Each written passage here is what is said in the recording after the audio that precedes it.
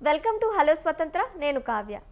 తరాలు మారాయి, అందరికీ చదువు విజ్ఞానం అందుబాటులోకి వచ్చింది, టెక్నాలజీ అభివృద్ధి అవుతుంది, సమాజంలో గణనీయమైన మార్పులు చోటు చేసుకుంటున్నా కూడా ఇప్పటికీ మనలో కొన్ని మూఢనమ్మకాలు వేలానుకునే ఉన్నాయి. అనేక రకాల సామాజిక సాంస్కృతిక కారణాల వల్ల మహిళలు వివిధ రకాల మూఢనమ్మకాలకు ఆచారాలకు బలవుతూనే ఉన్నారు. అందుకు ఎన్నో ఉదాహరణలు మన కళ్ళ ముందే కనిపిస్తున్నాయి.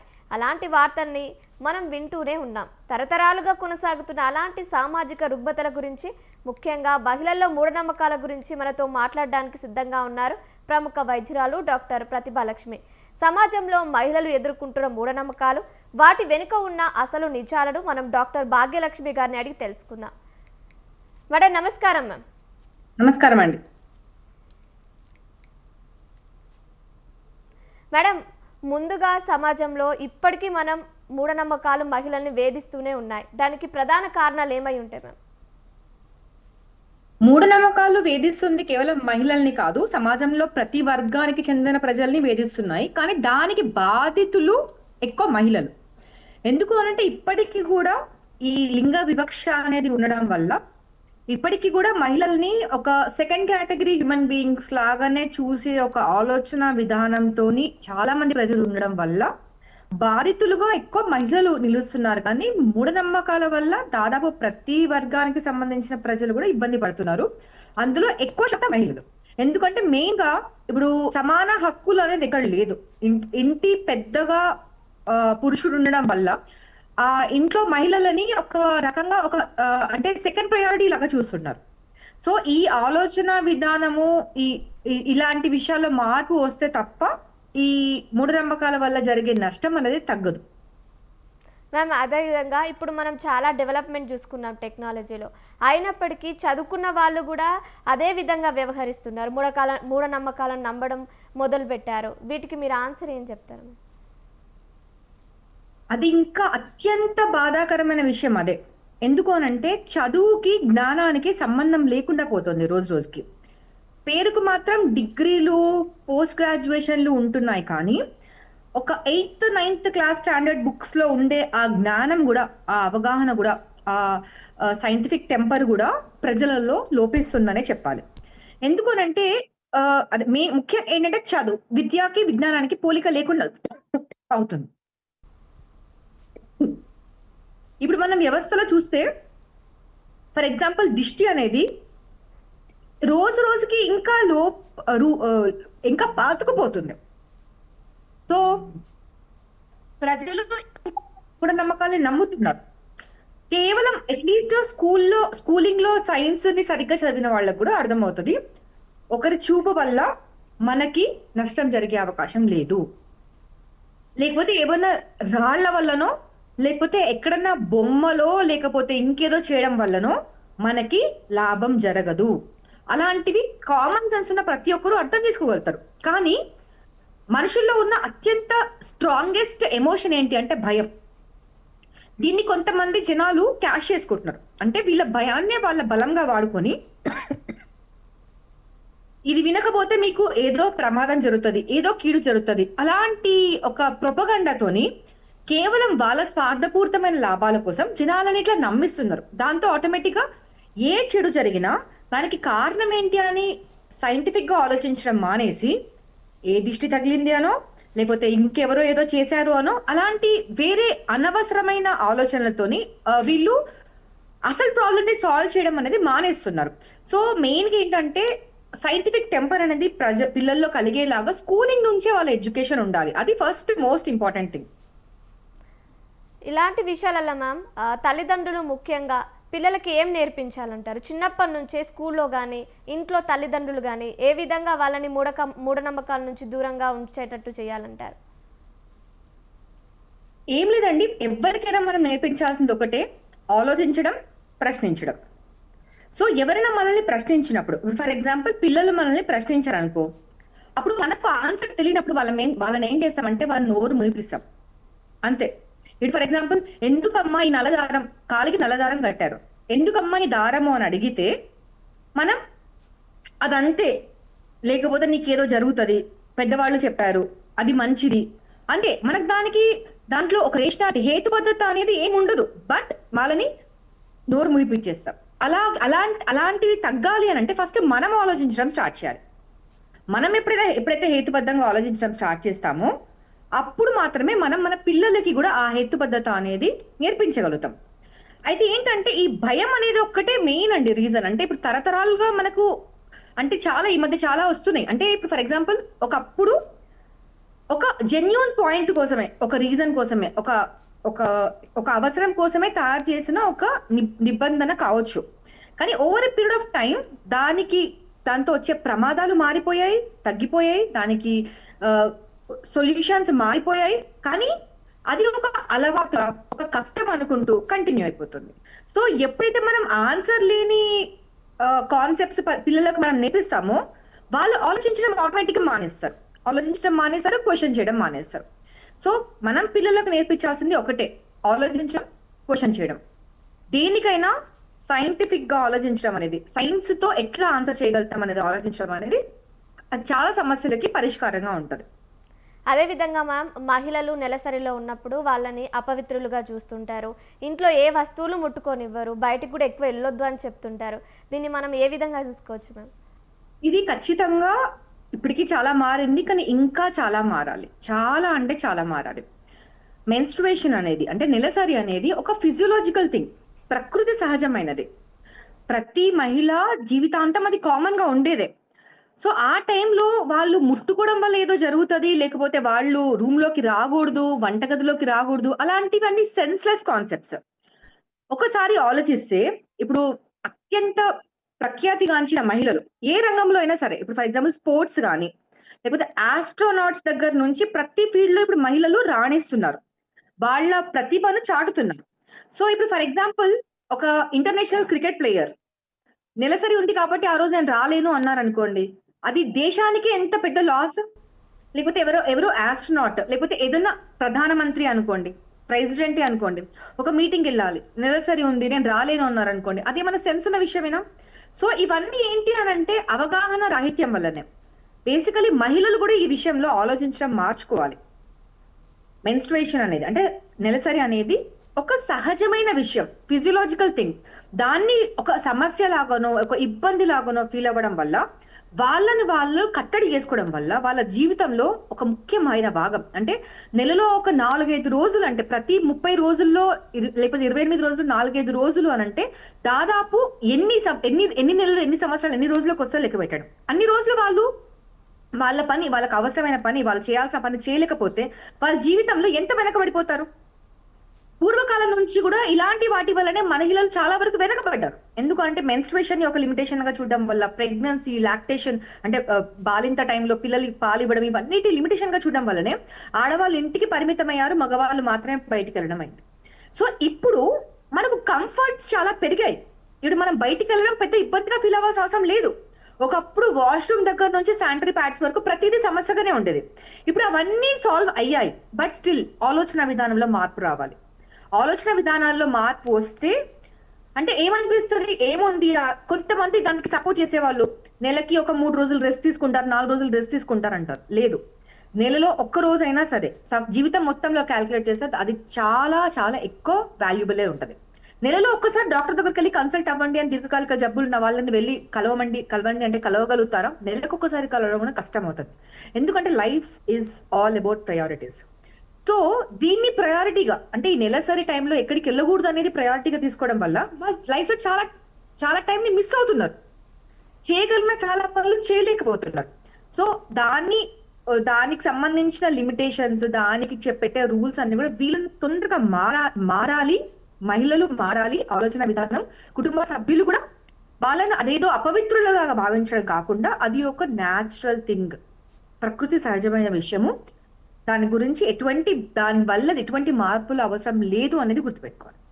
Yeah ma'am. అలాగే మ్యామ్, ఏదైనా మహిళకి ఒకవేళ పిల్లలు పుట్టకపోతే వాళ్ళని గొడ్రాలని, వాళ్ళని వేధించడం కానీ, ఏదైనా పూజలకు వెళ్తే వాళ్ళని దూరంగా పెట్టడం కానీ చేస్తుంటారు. సో ఇది మహిళ ప్రాబ్లమే కాదు కదా మనం, పురుషుడు వల్ల, మహిళ వల్ల కూడా ఉంటాయి ఇలాంటి ప్రాబ్లమ్స్. అది ఎవరిలో ఉందో తెలుసుకోకముందే మహిళల్ని ఇట్లా వేధించడం చేస్తుంటారు. వీటిపై మీరు అవగాహన ఏ విధంగా కల్పించగలుగుతారు? మీరు అన్నట్టు ఈ ప్రెగ్నెన్సీ రాకపోవడం అనేది కేవలం మహిళ కారణం వల్లనే అయి ఉండకపోవచ్చు, చాలా సందర్భాల్లో పురుషుడి కారణం వల్ల కూడా అయి ఉండొచ్చు. సో అలాంటి సందర్భంలో అంటే కారణం ఎవరైనా, ఇప్పుడు ఫర్ ఎగ్జాంపుల్ నాకు చూపు కనిపించదు, నేను అద్దాలు వాడితే నాకు చూపు కనిపిస్తుంది అంటే ఒక లోపం ఉంది, దాన్ని సరి చేసుకుంటే నేను నార్మల్ బ్రతకగలుగుతా. అలాంటప్పుడు అది సరి చేయడానికి ప్రయత్నించాలి కానీ అది ఆ లోపంతోనే బ్రతకాలనుకోవడం కూడా కరెక్ట్ కాదు కదా, దానివల్ల మనం ఎన్నో చేయలేకపోతాం. అలాగే ఇప్పుడు గర్భధారణ రాకపోవడానికి కారణం మహిళ ఎలా ఉంటది అంటే మహిళ ఏమైనా కావాలని గర్భం దాల్చకుండా ఉంటదా? సో ఒకవేళ ఏ కారణం వల్లనైనా సరే, అంటే ఇప్పుడు ఫర్ ఎగ్జాంపుల్ తన తన తను స్వయంగా చేసుకుంది కాకపోయినా కూడా, ఒక మహిళ కారణం వల్ల ప్రెగ్నెన్సీ రాకపోయినా కూడా అది తను స్వయంగా చేసిన తప్పేం కాదు కదా. సో అలాంటప్పుడు మహిళల్ని చిన్న చూపు చూడడము, అలాంటి గొడ్రాలు వాళ్ళకి మాటలు మాట్లాడి వాళ్ళని ఇంకా మానసికంగా టార్చర్ చేయడం అనేది చాలా తప్పు. దీన్ని ఒక రకంగా చెప్పాలంటే సమాజం పరంగా ఒక వైఫల్యం అనే చెప్పాలి. ఫస్ట్ థింగ్, గర్భం దాల్చకపోవడానికి కారణం భర్త కూడా అయి ఉండొచ్చు అనేది గుర్తుపెట్టుకోవాలి. ఒకవేళ మహిళ అయినా అది తను స్వయంగా లేకపోతే తను చేసే తప్పేమి కాదు. ఇప్పుడు ఫర్ ఎగ్జాంపుల్ మగవాడు గర్భం దాల్చకపోవడానికి మగవాడి వల్ల పిల్లలు పుట్టకపోవడానికి కారణం అతని స్మోకింగ్, ఆల్కహాల్ అయి ఉండొచ్చు. కానీ మహిళలు ఎక్కువ శాతం వాళ్ళు గర్భం దాల్చలేకపోయినా కూడా దానికి కారణం తను కావాలని చేసే తప్పేమి కాదు. అలాంటప్పుడు ఒక సమాజంగా మనము ఆ మహిళని ఒక సాటి మనిషిగా అర్థం చేసుకొని తనని అట్లా కించపరిచేలాగా మాట్లాడడం అనేది ఎంతవరకు సమంజసం? సో దానికి ఒకవేళ ఏదైనా సమస్య ఉన్నా దాన్ని తీర్చేలాగా ఉండాలి కానీ వాళ్ళని ఇలా విమర్శించడము, ఇట్లా సూటిపోటి మాటలతోని మానసికంగా టార్చర్ చేయడం అనేది ఖచ్చితంగా తప్పు. యా మ్యామ్, అలాగే మ్యామ్, గ్రహణం టైంలో గర్భం దాల్చిన వాళ్ళు మహిళలు ఖచ్చితంగా కొన్ని నియమాలు పాటించాలి, కొన్ని ఫుడ్స్ తీసుకోవద్దు అని అంటారు. సో అలాంటిది దాని మీద మీరు ఏం చెప్తారు మ్యామ్? సో ఒకప్పుడు ఇప్పుడు కంజంటల్ అనామలీస్ అంటే ఫర్ ఎగ్జాంపుల్ మూతిలో వంక అంటే గ్రహణం మొర్రి అంటారు కదా, అట్లాంటివి ఏమైనా అయినప్పుడు దానికి కారణం ఏంటో తెలియదు. సో ప్రతిదానికి ఒక ఆన్సర్ చెప్పాలి అని అది వెతుకుతున్న సమయంలో ప్రాబబ్లీ వాళ్ళు గ్రహణం అప్పుడు మహిళలు బయటికి వెళ్ళడం వల్ల ఇలా అవుతుంది. సో ఎందుకంటే సంవత్సరానికి 1-2 సార్లు గ్రహణం వచ్చినప్పుడు మహిళలు ప్రతి మనిషి ఏదో ఒకటి చేస్తారు, కానీ గర్భవతులు ఏమైనా చేస్తే దాని వల్ల అని అట్లా ఒక రీజన్ లాగా దాన్ని చూపించారు కావచ్చు. అయితే ఇప్పుడు మనకు తెలుసు, ఇప్పుడు దానికి అంటే క్లెఫ్ట్ ప్యాలెట్ కి కారణం కంజెంటల్ అనామలీస్, దానికి ఎక్లిప్స్ కి అంటే గ్రహణంకి ఎటువంటి సంబంధం లేదు అని తెలుసు. అయినప్పటికీ కూడా నేను ఇందాక చెప్పినట్టు ఈ సాంకేతిక దృక్పథం, సైంటిఫిక్ టెంపర్ లేని జనాలు ఏం చేస్తున్నారంటే గ్రహణం అప్పుడు చేస్తే ఏదో తప్పు అంటారు. సో ఇది కూడా మనం సమాజంలో మనం ఒక అవేర్నెస్ అనేది క్రియేట్ చేయడం చాలా ఇంపార్టెంట్. ఎందుకు అనంటే ఒకటే, చరాచర జీవులన్నిటికీ వర్తించే గ్రహణం వల్ల కేవలం ఒక్క దేశంలోని ఒక వర్గానికి లేకపోతే ఒక రిలీజియన్ కి సంబంధించిన వాళ్ళకి మాత్రమే సమస్యలు ఎందుకు వస్తాయి? ఇదొక్క ప్రశ్నకి ఆలోచించగలిగితే ప్రతి ఒక్కరికి అర్థమవుతుంది గ్రహణం అప్పుడు భయపడాల్సిన అవసరం లేదని. ఫర్ ఎగ్జాంపుల్ ఆ గ్రహణం టైంలో జనాలందరూ భయపడే అదే సన్ రేస్ అవన్నీ అన్ని చరాచర జీవులకు వర్తిస్తాయి కదా. అంటే ఇప్పుడు ఆవులు కానీ లేకపోతే డాగ్స్, క్యాట్స్, పిగ్స్, మంకీస్ అన్ని జంతువులకి వర్తిస్తాయి కదా. అవన్నీ జంతువులకి జరగని ప్రమాదం మనుషులకి ఎందుకు జరుగుతుంది? జరగదు. ఆ క్వశ్చనింగ్ అనేది, ఆ రేషనల్ థింకింగ్ అనేది మనం పిల్లల స్టేజ్ నుంచే గుర్తు చేయాలి. ఒక నీడను చూసి భయపడే అవసరం ఎవరికీ లేదు. గ్రహణం అంటే కేవలం ఒక నీడ, దానివల్ల ఎలాంటి ప్రమాదం లేదు. ముఖ్యంగా గర్భవతులను ఆ టైంలో రెస్ట్రిక్ట్ చేయాల్సిన అవసరం ఏమీ లేదు. వాళ్ళు కూడా నార్మల్ పీపుల్ లాగానే ఉండొచ్చు. నార్మల్ పీపుల్ ఎవరైనా ఫ్రీగా క్యాజువల్ గా తినొచ్చు, తిరగొచ్చు. ఓన్లీ థింగ్ ఏంటంటే సోలార్ ఎక్లిప్స్ అప్పుడు మాత్రమే సన్ డైరెక్ట్ గా చూడకూడదు. ఎందుకంటే ఎప్పుడు కూడా మనం సన్ డైరెక్ట్ గా చూడకూడదు, మన కళ్ళు ఎఫెక్ట్ అవుతాయి. కానీ ఎప్పుడు మనం చూడలేము, ఆటోమేటిక్ గా మన కళ్ళు క్లోజ్ అవుతాయి. కానీ ఎక్లిప్స్ టైంలో అంత బ్రైట్నెస్ ఉండదు కాబట్టి మనం చూడగలుగుతాము. చూస్తే మాత్రం మన రెటీనా డ్యామేజ్ అవుతుంది. అంతకు మించి ఇంకా లాజిక్ ఏం లేదు. మామూలుగా చంద్రగ్రహణం అప్పుడు అనుకోండి, చూడొచ్చు, తినొచ్చు, తిరగొచ్చు, జస్ట్ నార్మల్ డే లాగా అన్ని చేయొచ్చు. అలాగే ప్రతి ఒక్కరూ అంతే, గర్భవతులు అని కాదు, మిగతా వాళ్ళని కాదు, అందరికీ సేమ్ రేస్, అందరికీ సేమ్ ఎఫెక్ట్. సో ఇట్లాంటి మూఢనమ్మకాలతోని మహిళల్ని ప్రతి చిన్న విషయానికి, ప్రతి సందర్భానికి కూడా మహిళల్ని ఏదో ఒక రకంగా ఇలా లోపలికి తోసివేయడం అనమాట, ఇంట్లోకి రెస్ట్రిక్ట్ చేయడం. అలాంటి వాటి వల్ల మహిళాభివృద్ధి అనేది ఖచ్చితంగా వెనకబడిపోతుంది. యా మ్యామ్, అలాగే మ్యామ్, అదే విధంగా చూసుకుంటే మగపిల్లలు పుట్టాలని కొంతమంది తాయెత్తులు కానీ పూజలు కానీ చేస్తుంటారు. సో ఇలాంటి మూఢనమ్మకాల వాళ్ళకి మీరు ఎలా అవగాహన కల్పిస్తారు మ్యామ్? అదే కదా, ఒకే ఒక్కసారి వెళ్ళి 8th class science biology text book తీసి చదువుకుంటే 8th క్లాస్ అంటే కనీసం అక్షరాస్యత అంటే 10th క్లాస్ పాస్ అవ్వాలి.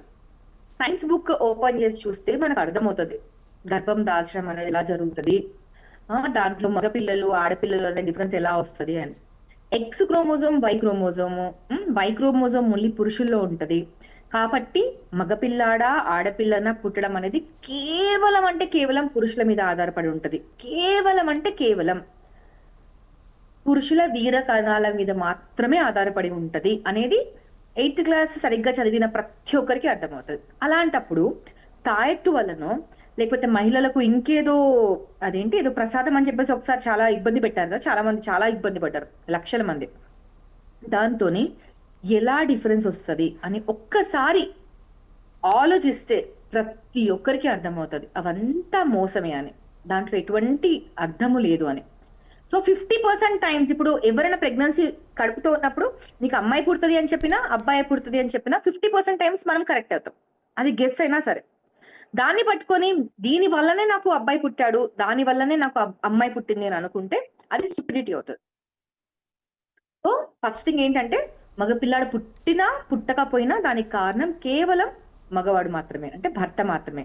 భార్యకి పిల్లల యొక్క జెండర్ మీద ఎటువంటి సంబంధం ఉండదు. సో ఇట్లాంటి చిన్న చిన్న common sense things, basic things ఒకవేళ తెలుసుకోగలిగితే కంపల్సరీ మహిళలని ప్రతిదానికి, ప్రతి చెడుకి, ప్రతి నెగిటివ్ థింగ్ కి కారణంగా భావించడం అనేది మారుతుంది. అయినా ఈ లింగ వివక్ష అనేది ఈ అమ్మాయి పుడితే ఏదో తప్పు అన్నట్టుగా, అబ్బాయి పుడితే ఏదో గొప్ప అన్నట్టుగా, ఫస్ట్ ఆఫ్ ఆల్ ఆ లింగ వివక్ష, ఆ జెండర్ బయాస్, ఆ ఆలోచన విధానము అనేది మారితే అబ్బాయి పుట్టాలని కోరికే అవసరం లేదు. న్యాచురల్ గా పాపులేషన్ ఎంత ఉండాలో అంత ఉండేలాగా ప్రకృతే మనకు డిసైడ్ చేస్తుంది. కానీ ఇట్లా జెండర్ సెలెక్షన్ వల్ల నిజానికి సమాజానికి చాలా నష్టం జరుగుతుంది. యా మ్యామ్, అలాగే మ్యామ్, ఇన్ని జనరేషన్స్ చేంజ్ అయినప్పటికీ కూడా ఇంకా మహిళలు మూఢనమ్మకాలు నమ్ముతూనే ఉన్నారు. దానికి మెయిన్ డామినేషన్ అయి ఉండొచ్చు అంటారా మ్యామ్? డెఫినెట్ గా మెయిల్ డామినేషన్ మాత్రమే కాదండి, ఇప్పుడు మహిళలు కూడా, అంటే ఇప్పుడు ఫర్ ఎగ్జాంపుల్ కోడల్ని ఇబ్బంది పెట్టేది అత్త కూడా. ఎందుకు అనంటే తరతరాలుగా ఏ అణచివేతకైతే ఒక మహిళ గురైందో తను అట్లాగే ఎక్స్పెక్ట్ చేస్తుంది. ఇప్పుడు నా అత్త నన్ను ఇట్లా చూసింది కాబట్టి నేను ఇట్లాగే చూస్తాను. సో అల్టిమేట్ ఎక్కడ వస్తుంది ప్రాబ్లం?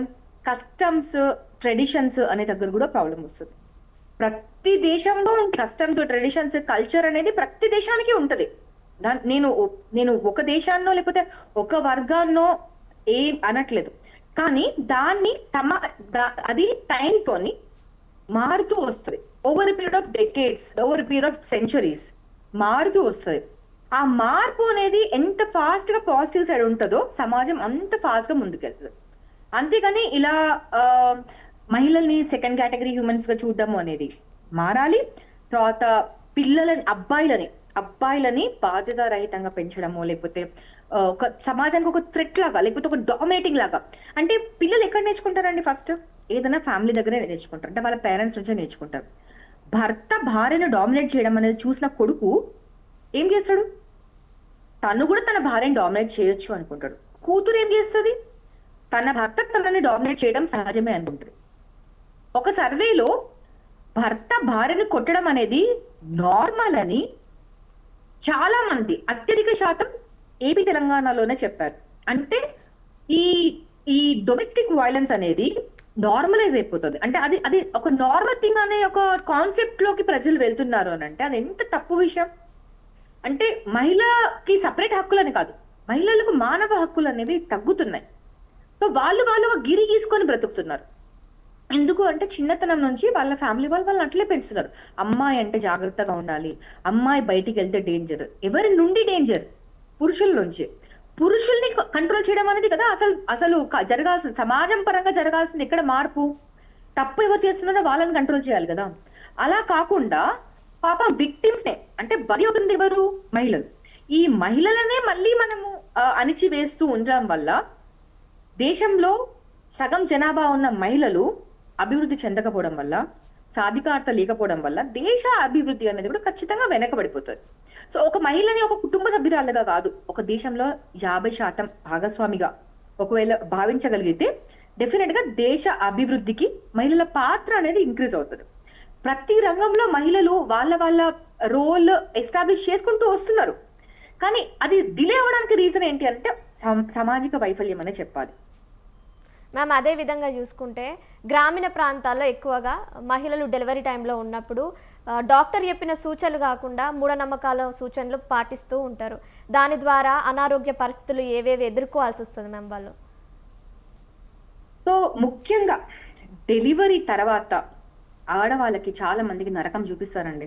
అంటే కేవలం ఇవి మాత్రమే తినాలి, ఇవి తినకూడదు, ఇది చేయకూడదు, అట్లా ప్రతి దానికి రెస్ట్రిక్షన్స్ పెట్టడం వల్ల బాలింతలు అంటే వెల్లిపాయ కారం తింటేనే పాలు వస్తాయి. ఏంటంటే అప్పుడు తల్లి ఒక రకమైన ఎమోషనల్ స్ట్రెస్ లో ఉంటది. అంటే బేబీకి అప్పుడే వచ్చిన బేబీ మీద అంటే మొత్తం ఇంకా తన లైఫ్ ఫీలింగ్ తో నా బేబీ కోసం ఏమైనా చేయొచ్చు అనే ఒక ఫీలింగ్ లో ఉంటది.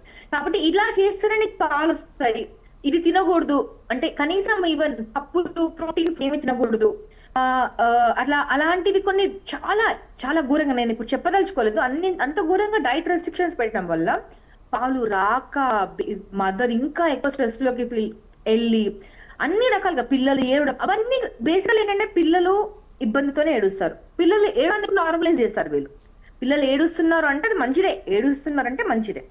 అలా ప్రతిదాన్ని ఇప్పుడు మహిళ ఎంత స్ట్రెస్ ఫేస్ చేస్తారు అనేది బయట వాళ్ళకి తెలియకుండా ఉంటేనే ఆ మహిళ చాలా స్ట్రాంగ్ అనమాట. అలాంటి ఒక కాన్సెప్ట్ లో సమాజం అనేది ఉందన్నమాట. సో బేసికల్ ఏంటంటే డెలివరీ అయిన తర్వాత మహిళలు చాలా పాలు తాగాలి, కర్డ్ కంటెంట్ తినొచ్చు, ప్రోటీన్ ఫుడ్ తినాలి. వాళ్ళు హెల్దీ ఫుడ్ తిన్నప్పుడే బేబీకి హెల్దీగా అడిక్వేట్ గా మిల్క్ వస్తాయి. వీళ్ళకు డైట్ రెస్ట్రిక్ట్ చేసుకుంటూ బేబీకి మిల్క్ ఎక్కడ నుంచి వస్తాయి? దానివల్ల బేబీ ఇబ్బంది పడుతుంటే ఏం చేయలేని నిస్సహాయ స్థితిలో మహిళలు చాలా ఆందోళనకి ఆవేదనకి గురవుతుంటారు.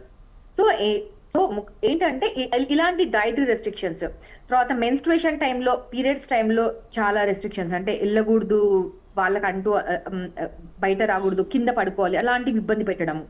ప్రెగ్నెన్సీ టైంలో ఎక్కడికి వెళ్ళకూడదు, గ్రహణం అనేది అట్లా ఇబ్బంది పెట్టడం. ఇంకొక మెయిన్ థింగ్ ఏంటంటే మెన్స్ట్రుయేషన్ అప్పుడు నేను చాలా చాలా ఘోరమైన సిచ్యువేషన్స్ కొన్ని చూసాను. బ్లీడింగ్ అనేది అది ఏదో పెద్ద హెల్దీ థింగ్ అన్నట్టుగా, చెడు రక్తం పోతుంది పోనివ్వండి అని అనుకుంటూ రక్తం చాలా పోయి మహిళ చాలా వీక్ అయ్యేదాకా డిలే చేసి నెగ్లెక్ట్ చేసి. ఎందుకు అనంటే బేసికలీ మహిళలు ఒకరి మీద ఆధారపడి ఉంటారు. నన్ను హాస్పిటల్కి తీసుకెళ్లే వాళ్ళు ఎవరు లేరు మేడం, అందుకే నేను వెళ్ళలేదు మేడం అంటారు.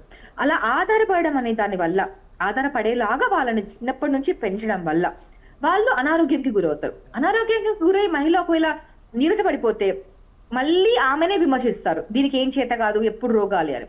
సో అందుకని ఫస్ట్ ఆఫ్ ఆల్ మహిళలు మారాలి, మహిళలు ఆలోచించాలి. వాళ్ళు హెల్తీగా ఉన్నప్పుడు మాత్రమే వాళ్ళకు రెస్పెక్ట్ అనేది ఉంటుంది సమాజంలో. సో వాళ్ళు హెల్తీగా ఉండాలంటే ఏమేం చేయాలంటే ఫస్ట్ థింగ్ వాళ్ళు కొంచెం జ్ఞానాన్ని పెంచుకోవాలి, ఆలోచించడం ప్రారంభించాలి. వాళ్ళు చెప్తున్నారు వీళ్ళు చెప్తున్నారు కాబట్టి అదేదో రెస్పెక్ట్ అనుకోను, ఒబీడియన్స్ అనుకోను వింటూ ఉండాల్సిన అవసరం లేదు. వాళ్ళు హెల్తీగా ఉన్నప్పుడు మాత్రమే, అత్త అయినా అమ్మ అయినా ఎవరైనా సరే, నేను హెల్తీగా ఉన్నప్పుడు మాత్రమే నాకు రెస్పెక్ట్ ఇస్తుంది. అంతేగాని వాళ్ళ మాట విని నేను అన్హెల్తీగా ఉంటే మళ్ళీ వాళ్ళు కూడా నన్ను విమర్శిస్తారు. సో డైట్ హెల్తీగా తీసుకోవడము, హెల్తీగా ఉండడము, మెన్స్ట్రుయేషన్ ఒకవేళ బ్లీడింగ్ ఎక్కువ అయితే వెంటనే హాస్పిటల్కి వెళ్ళడము, లేకపోతే ఇంకేమైనా ఆడవాళ్ళకి సంబంధించిన సమస్యలు ఏమైనా ఉంటే నిర్లక్ష్యం చేయకుండా హాస్పిటల్కి వెళ్ళడం, చెప్పుకోవడానికి మొహమాట పడకపోవడం, ఇది ఒక ఫిజియోలాజికల్ థింగ్ అనేది అర్థం చేసుకోవడం అనేది ఫస్ట్ మహిళల్లో మార్పు వస్తే డెఫినెట్ గా మహిళలు ఈ మూఢనమ్మకాల నుంచి బయటికి రాగలుగుతారు, వాళ్ళు అనుకున్నది సాధించగలుగుతారు. యా మ్యామ్, అదే విధంగా తల్లిదండ్రులు అమ్మాయికి ఒక ఏజ్ రాగానే పెళ్లి చేసి బయటికి పంపించాలి, ఇంట్లో ఉంచొద్దు అనేసి బాగా నమ్ముతారు మ్యామ్. అలా చేయడం వల్ల ఆ అమ్మాయికి చదువు విధంగా కానీ లేకపోతే లైఫ్లో కెరీర్ విధంగా కానీ చాలా నష్టపోవాల్సి వస్తుంది. సో అలాంటి వాటిని బాల్య వివాహాలు జరగకుండా ఎలా అరికట్టాలంటారు మ్యామ్? అంతే, సమాజం పరంగా ఆలోచించడం అనేది మార్చాలి. అయితే ఇప్పుడు రెండు రకాల, ఇప్పుడు ఇట్లా ఒక ఫేజ్ ఆఫ్ ట్రాన్సిషన్ లో ఉన్నామండి. ఇప్పుడు మనం ఒకవైపు ఇవాళ మా ఇంట్లో పనమ్మాయి ఉంది, ఆమెకు 14 ఏళ్ళకి పెళ్ళయిందంట. సో అలా విలేజెస్ లో ఇప్పటికి కూడా చిన్న వయసులో పెళ్లి చేసి పంపించడము, టకటక పిల్లలు పుట్టడము, వాళ్ళకి అసలు జీవితం మీద అవగాహన ఏమి లేకుండా అవ్వడము, ప్రెగ్నెన్సీస్ లో కాంప్లికేషన్స్ అవ్వడం, అవన్నీ అవుతుంది. ఇంకొక సైడ్ మహిళలు ఇప్పుడిప్పుడే స్వతంత్రులుగా అవుతున్న కాలంలో పెళ్లిని ఇంకా ఎక్కువ డిలే చేసుకోవడము, అంటే వాళ్ళ ఇండిపెండెన్స్ వల్ల వాళ్ళు ఇంకా పెళ్లిని ఇంకా ఎక్కువ డిలే చేసుకోవడం అట్లా కూడా అవుతుంది. సో అల్టిమేట్ గా ఏంటి అని అంటే చాలా మంది ఇప్పటికి కూడా అణచివేతకు గురవుతున్న వాళ్ళే ఉన్నారు. అంటే మీరు అన్నట్టుగా తొందరగా అంటే వాళ్ళు ఆ, అంటే ఇప్పుడు అమ్మాయి అయితే పెళ్లి చేయాలి, అబ్బాయి అయితే ఉద్యోగం రావాలి అంతే. అంటే ఇప్పుడు అమ్మాయికి కళ్యాణ లక్ష్మి ఇస్తారు, అబ్బాయికి ఉపాధి హామీ ఇస్తారు. అలా అలా అమ్మాయిలకి పెళ్ళే జీవిత ధ్యేయం లాగా, జీవిత పరమావధి లాగా ఆలోచించడం అనేది సమాజంలో మారడం చాలా ఇంపార్టెంట్. ఎందుకంటే మహిళలు కూడా ఎప్పుడైతే ఫైనాన్షియల్ గా ఇండిపెండెంట్ అవుతారో, ఒకరి మీద ఆధారపడే అవసరం లేకుండా ఉండగలుగుతారో, అప్పుడు మాత్రమే వాళ్ళ లైఫ్ వాళ్ళు లీడ్ చేయగలుగుతారు. సో పేరెంట్స్ కంపల్సరీ అంటే ఇప్పుడు మెనార్కి అంటే పెద్ద మనిషి అవ్వగానే, మెచ్యూర్ అవ్వగానే ఇంకేం పెళ్లి రెడీ అనక ఫీల్ అవ్వకూడదు.